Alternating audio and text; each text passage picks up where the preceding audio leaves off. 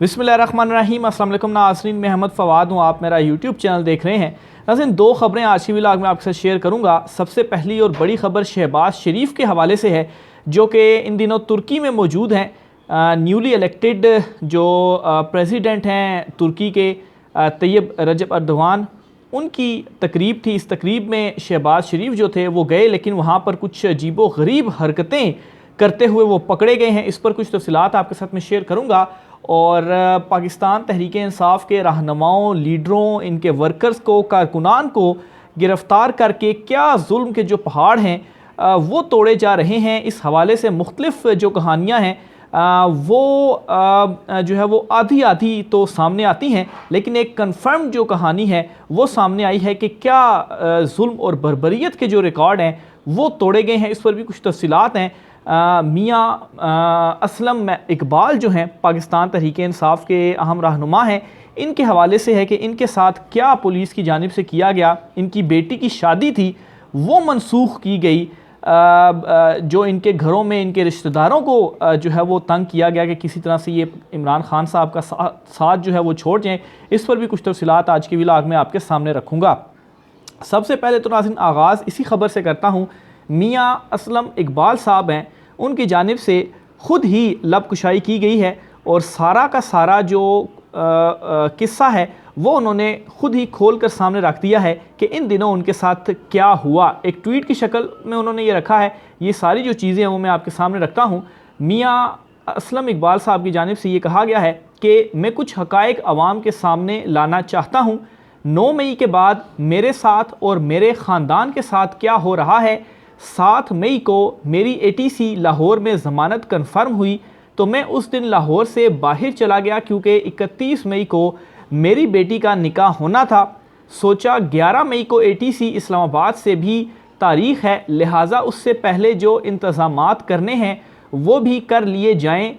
दोस्त अहबाबों रिश्तेदारों को दावत पर भी मदऊ कर लिया जाए। बुकिंग जो थी वो भी फ्लेटियर्स होटल्स में करवाई, वहाँ से तस्दीक की जा सकती है। 9 मई के वाक़यात इंतहाई अफसोसनाक हैं। जितनी मज़म्मत की जाए कम है। इसकी तहकीकात होनी चाहिए। इमलाक को नुकसान पहुँचाने वाले को करार वाकई सज़ा मिलनी चाहिए। पुलिस ने हमारे घरों पर रेड करनी शुरू कर दी। ये 9 मई के वाक़यात के बाद वो आगे कहते हैं कि उसके बाद क्या हुआ। पुलिस ने हमारे घरों पर रेड करनी शुरू कर दी। घर पर सिर्फ वालदा साहिबा, बेटी और बेटा मौजूद थे।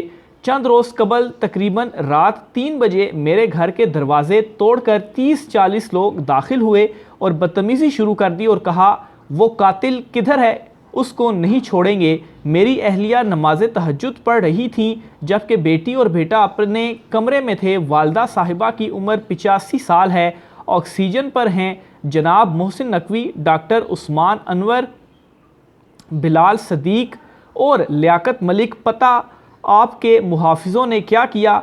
घर में मौजूद जहेज़ का कीमती सामान और 7 लाख रुपए नकद और DVR लेकर चले गए। अब देखिए कितनी जो है वो एक घटिया किस्म की हरकत आप इसको कहें, या कितनी शर्मनाक, और कितना जो है वो ये जुल्म किया। माएँ, बेटियां, बहनें जो हैं वो सबकी साझी होती हैं और इनकी साहबजादी की जो कि शादी की डेट फिक्स थी और उसके लिए जो जहेज़ का कीमती सामान इन्होंने अपने घर में रखा हुआ था और उनके घर से जो है ये कीमती सामान जहेज़ का, इसके अलावा 7 लाख रुपए नकद और DVR जो है वो लेकर चले गए। मेरी वालिदा साहिबा चीखती रहीं कि ऐसा ना करो। मुहाफिज ने माओं का एहतराम भी ना किया, खूब बदतमीज़ी की। मैं आपसे यही उम्मीद कर सकता था कि आप लोग इखलाकियात से इतने नीचे गिर जाओगे, शर्म आनी चाहिए थी। और ये सिर्फ यहाँ तक एंड मामला नहीं हुआ, आगे चलकर इनके रिश्तेदारों के साथ क्या किया गया, गिरफ्तार करके उनको भी करंट लगाया गया, वो कहानी भी ये बयान करते हैं। मज़ीद वो आगे कहते हैं जी कि मैं ऐसे निज़ाम और मुहाफिजों पर लानत भेजता हूँ।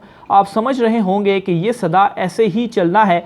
बेशक हर रात के बाद सुबह, हर मुश्किल के बाद आसानी और हर आजमाइश के बाद इसका सिला है। अल्लाह सब्र करने वालों के साथ है। बेटी का निकाह मनसूख किया क्योंकि सामान तो मेरे पंजाब के मुहाफिज ही लूट कर ले गए, कोई नहीं अल्लाह तो है। यानी कि इस वजह से इनकी जो बेटी का निकाह था वो मनसूख हुआ। तारीख़ कैंसिल करवाने की बैंक्वेट हॉल से तस्दीक कर लें, यानी कि जिस हाल में बुकिंग थी उस हाल से उन्होंने कहा कि अगर तस्दीक कराना चाहते हैं तो आप जो है वहाँ से वो भी करा सकते हैं। लूट मार के लिए घरों में दाखिल होते हैं, चादर चार दीवारी का तकद्दुस पामाल करते हैं और खुश होते हैं।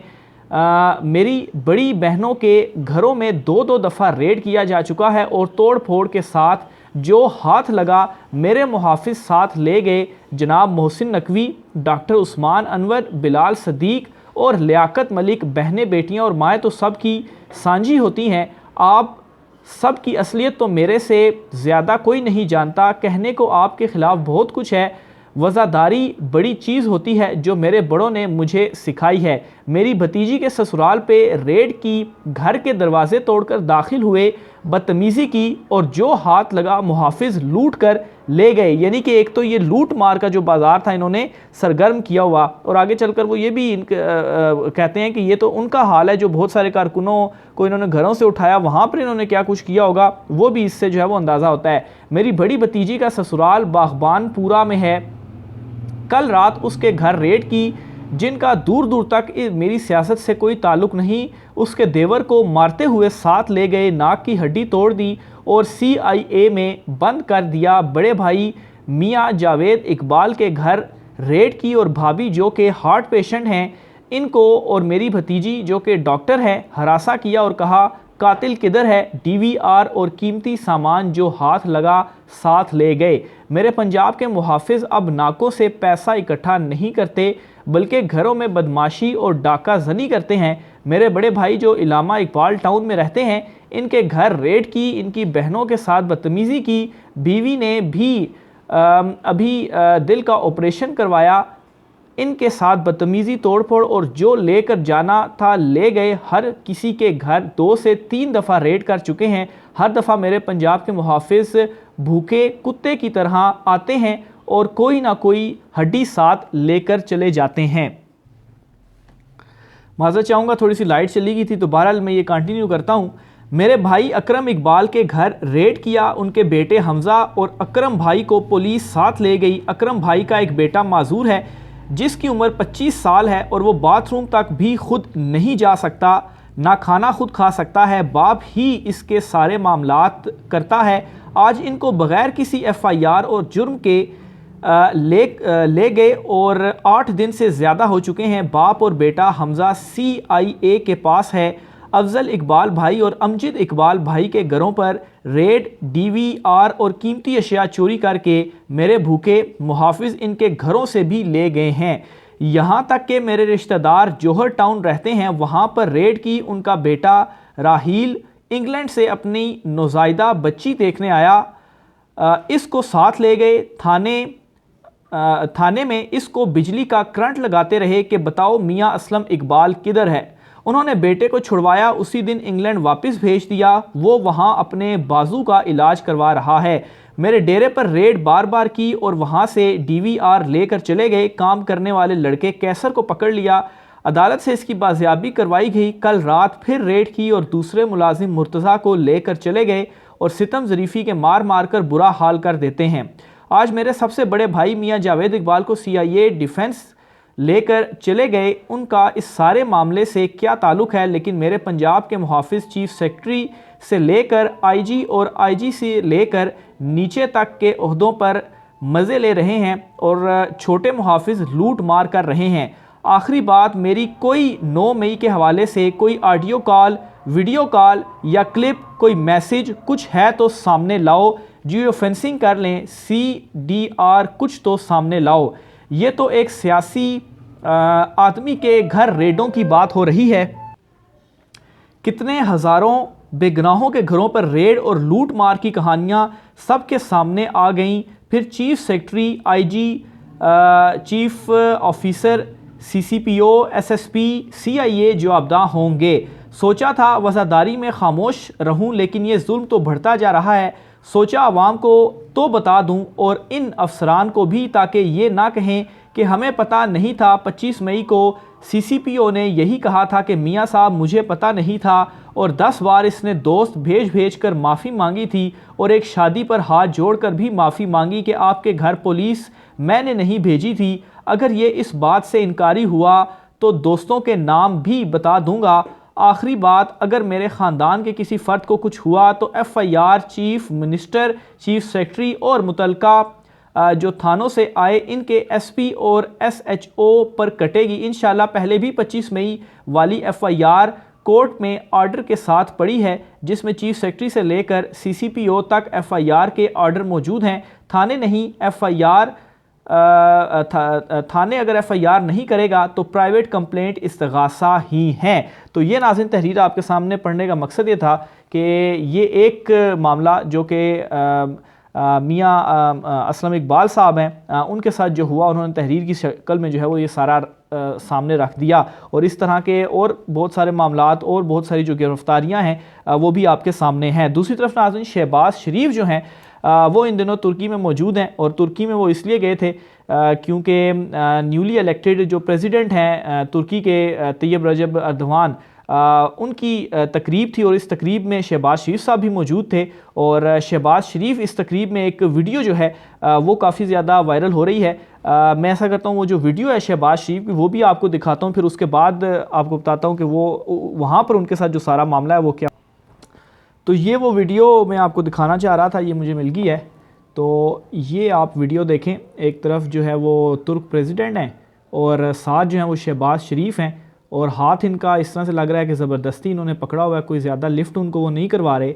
और इस वीडियो के अंदर उनसे ये कह रहे हैं कि मैंने आपके लिए आम की जो पेटियां हैं वो लेकर आया हूं मैं, और ये इतना एक इम्पोर्टेंट दौरा था, और इस दौरे में जाकर जो है वो किस तरह से उनको जो ये डिस्कशन है, जिस तरह से जो है वो ये अपने किसी रिश्तेदार के घर पर गए हुए हों और उनसे आमों का जो तोहफ़ा है वो पेश कर रहे हैं।